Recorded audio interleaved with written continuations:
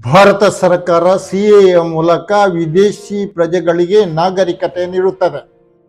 ಆದರೆ ನಮ್ಮ ನಾಗರಿಕರಿಗೆ ಸರ್ಕಾರ ಯಾವ ಬೆಲೆ ನೀಡುತ್ತದೆ ನೋಡಿ. ಗಾಜಾದಲ್ಲಿ ನಮ್ಮ ಸೇನೆಯ ಮಾಜಿ ಅಧಿಕಾರಿ ಕರ್ನಲ್ ವೈಭವ್ ಕಾಳೆ ಇಸ್ರೇಲ್ನ ಟ್ಯಾಂಕ್ ದಾಳಿಗೆ ಬಲಿಯಾಗಿ ಕೆಲವು ದಿನಗಳಾದವು.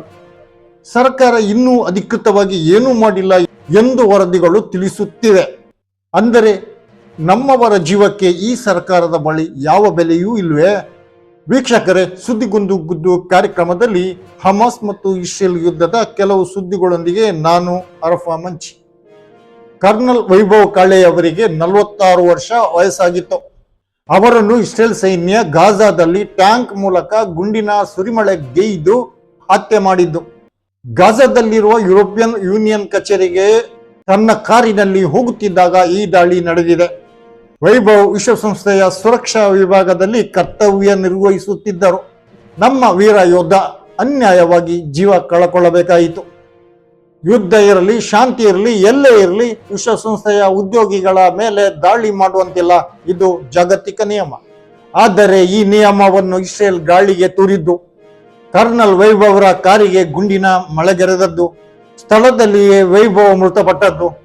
ಅವರ ಕಾರಿನಲ್ಲಿದ್ದ ಮಹಿಳೆ ಗಾಯಗೊಂಡಿದ್ದಾರೆ. ಆದರೂ ಭಾರತ ಸರ್ಕಾರ ಇಸ್ರೇಲ್ನ ಈ ಪಾತಕ ಕೃತ್ಯಕ್ಕೆ ಅಧಿಕೃತವಾಗಿ ಯಾವ ಕ್ರಮವನ್ನು ಜರುಗಿಸದ ಸುದ್ದಿ ಇನ್ನೂ ಹೊರಬಂದಿಲ್ಲ. ಭಾರತದ ವೀರ ಪುತ್ರನ ಸಾವಿಗೆ ಕಾರಣವಾದ ಇಸ್ರೇಲ್ನೊಂದಿಗೆ ಭಾರತ ಸರ್ಕಾರ ಸ್ಪಷ್ಟೀಕರಣ ಕೇಳಬೇಕಿತ್ತು. ಇನ್ನೂ ಅದು ಆಗಿಲ್ಲ. ಯಾಕೆಂದ್ರೆ ಮೋದಿ ಸರ್ಕಾರ ಪಾರ್ಲಿಮೆಂಟ್ ಚುನಾವಣೆಯಲ್ಲಿ ಬ್ಯುಸಿಯಾಗಿದೆ. ಕನಿಷ್ಠ ಸ್ಪಷ್ಟೀಕರಣ ಕೇಳದಷ್ಟು ಬ್ಯುಸಿಯಾಗಿದೆಯೇ ಸರ್ಕಾರ? ನಮ್ಮ ಯೋಧನ ಹತ್ಯೆ ನೀವು ಮಾಡಿದ್ದು ಯಾಕೆ ಎಂದು ಇಸ್ರೇಲ್ನೊಂದಿಗೆ ಕೇಳಬೇಕಿತ್ತು. ಸರ್ಕಾರ ಯಾರಿಗೂ ಹೆದರುತ್ತಿದೆಯಾ? ಒಂದು ವೇಳೆ ವೈಭವ್ ಅವರ ಹತ್ಯೆಯ ಸುದ್ದಿಗೆ ಹೆಚ್ಚು ಪ್ರಚಾರ ಸಿಕ್ಕರೆ ಬಿಜೆಪಿಗೆ ಚುನಾವಣೆಯಲ್ಲಿ ಹಿನ್ನಡೆಯಾಗಬಹುದು ಎಂಬ ಹೆದರಿಕೆ ಇದೆಯಾ? ಇಂತಹ ಹಲವಾರು ಪ್ರಶ್ನೆಗಳು ಉತ್ತರವಿಲ್ಲದೆ ನಮ್ಮನ್ನು ಕಾಡಿದರೂ ತಪ್ಪಿಲ್ಲ. ವೀಕ್ಷಕರೇ, ನಿಜ ಹೇಳ, ಇಸ್ರೇಲ್ನ ಈ ದುರಹಂಕಾರಿ ಕೃತ್ಯಕ್ಕೆ ಬುದ್ಧಿ ಕಲಿಸುವುದು ಅಗತ್ಯವಾಗಿದೆ. ವಿಶ್ವಸಂಸ್ಥೆಗಾಗಲೇ ವೈಭವ್ರ ಕಾರು ಗಾಜಾದಲ್ಲಿ ಹೋಗುವ ಮಾಹಿತಿಯನ್ನು ಇಸ್ರೇಲ್ಗೆ ನೀಡಲಾಗಿತ್ತು ಎಂದು ತಿಳಿಸಿದೆ. ಇವೆಲ್ಲ ಗೊತ್ತಿದ್ದೂ ಕೂಡ ಇಸ್ರೇಲ್ ವೈಭವ್ರ ಕಾರಿನ ಮೇಲೆ ದಾಳಿ ನಡೆಸಿದ್ದು. ಈ ದುರಹಂಕಾರ ಅಕ್ಷಮ್ಯವಾದುದು. ಈ ನಿಟ್ಟಿನಲ್ಲಿಯೂ ಮೋದಿ ಸರ್ಕಾರಕ್ಕೆ ಇಸ್ರೇಲ್ನ ದೌರ್ಜನ್ಯಕ್ಕೆ ಪಾಠ ಕಲಿಸುವುದು ಕರ್ತವ್ಯವಾಗಿದೆ. ಯಾಕೆಂದ್ರೆ ನಾವು ಇಂದು ನಮ್ಮ ವೀರ ಯೋಧನೊಬ್ಬನನ್ನು ಇಸ್ರೇಲಿನ ದುರಹಂಕಾರದಿಂದಾಗಿ ಕಳೆದುಕೊಂಡಿದ್ದೇವೆ. ಹೌದು, ನಮ್ಮ ಸರ್ಕಾರದಲ್ಲಿ ಕೂತವರು ದೇಶ ಪ್ರೇಮ, ಭಾರತೀಯತೆಯ ಪಾಠ ಕಲಿಸುತ್ತಾರೆ. ಅಲ್ಲಿ ಗಾಜಾದಲ್ಲಿ ಭಾರತೀಯ ಯೋಧನೊಬ್ಬ ಅನ್ಯಾಯವಾಗಿ ಸಾಯಬೇಕಾಯಿತು. ಹಾಗಿದ್ದು ಸರ್ಕಾರ ಮೌನವಾಗಿದ್ದು ಯಾಕೆ? ಈ ಮೌನ ಖಂಡನಾರ್ಹವಾದುದು. ಇನ್ನು ವೀರ ಮೃತ್ಯು ಅಪ್ಪಿದ ವೈಭವ್ ಕಾಳೆಯವರ ಕುಟುಂಬದ ಅವಸ್ಥೆ ಹೇಗಿರಬಹುದು? ಇಷ್ಟಾದರೂ ಸರ್ಕಾರ ಯೋಚಿಸಬೇಕಾಗಿತ್ತು.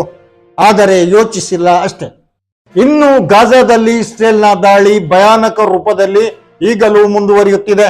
ಈವರೆಗೆ 35,000ಕ್ಕೂ ಹೆಚ್ಚು ಫೆಲಸ್ತೀನಿಯರ ಹತ್ಯೆಯನ್ನು ಅದು ಮಾಡಿದೆ. 10,000ದಷ್ಟು ಫೆಲಸ್ತೀನಿಯರು ನಾಪತ್ತೆಯಾಗಿದ್ದಾರೆ. ಫೆಲಸ್ತೀನ್ನ ರಫಾ ಮತ್ತು ಜಬಾಲಿಯಾದಲ್ಲಿ ಹಮಾಸ್ ಮತ್ತು ಇಸ್ರೇಲಿನ ಸೈನ್ಯದ ನಡುವೆ ತೀಕ್ಷ್ಣ ಹೋರಾಟ ನಡೆಯುತ್ತಿದೆ.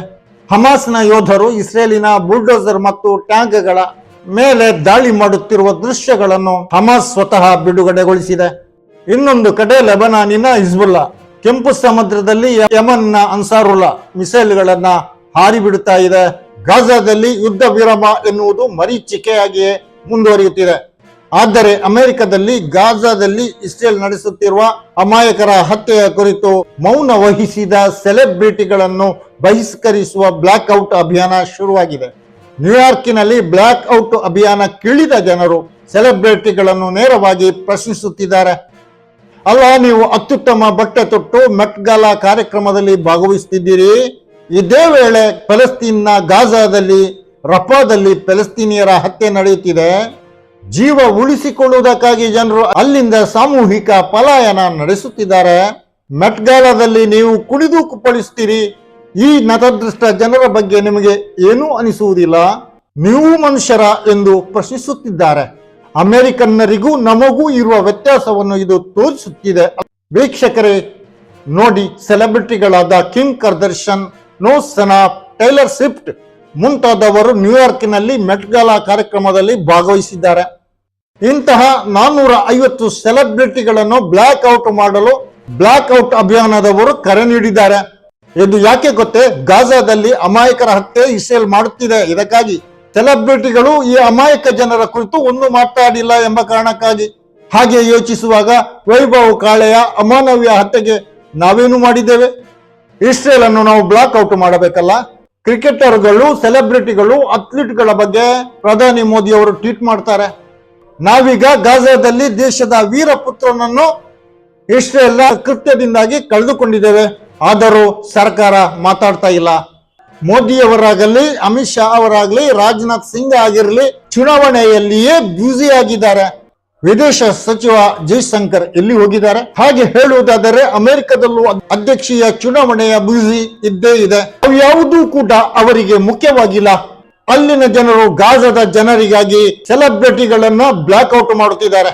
ಹೌದು, ನಮ್ಮ ವೈಭವರನ್ನ ಅನ್ಯಾಯವಾಗಿ ಇಸ್ರೇಲ್ ಬಲಿ ಪಡೆಯಿತು.